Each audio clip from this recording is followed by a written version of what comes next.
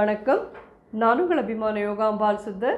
Gift பேக்கில் இருக்கக்கூடிய இந்த வீட் ஃப்ளார் நெய் அப்பமோட மாவை வச்சு எப்படி அந்த நெய் அப்பம் பண்ணுறது அப்படின்றத பார்க்க போகிறோம். யோகாம்பால் ஷாப்பில் இந்த கிஃப்ட் பேக்கில் இதெல்லாம் கிடைக்கிறது. இதில் வெல்லம்லேருந்து ஏலக்காயிலேருந்து எல்லாமே போட்டிருக்கோம். நம்ம கொஞ்சம் எக்ஸ்ட்ராவாக சாஃப்ட்னஸ்க்கோசரம் வாழைப்பழம் வேணால் நீங்கள் இதில் நேரடியாக ஆட் பண்ணிக்கோங்க. தேங்காய் திருகல் போட்டுக்கோங்க. அவ்வளோதானே வழியே வேறு எதுவுமே வேணும்னு அவசியம் இல்லை.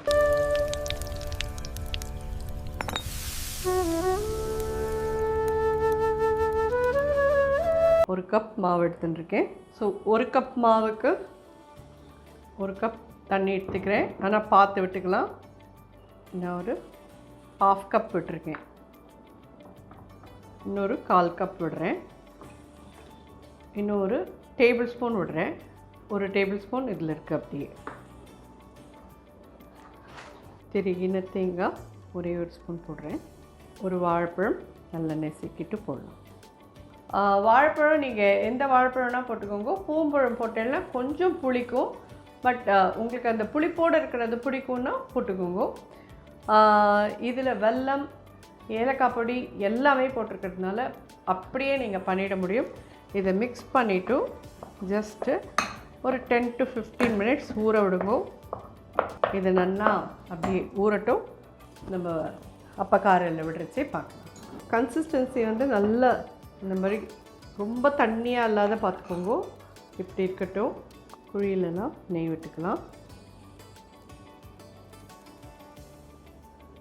நெய் நல்லா மெல்ட் ஆகிடுது.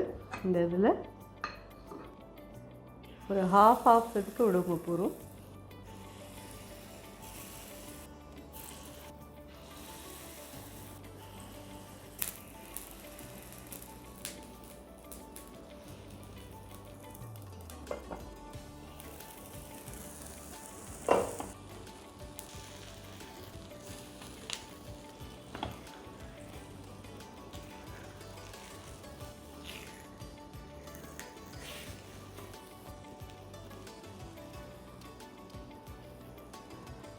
பார்த்தீங்கன்னா பூரா ரெடி ஆகிடுது.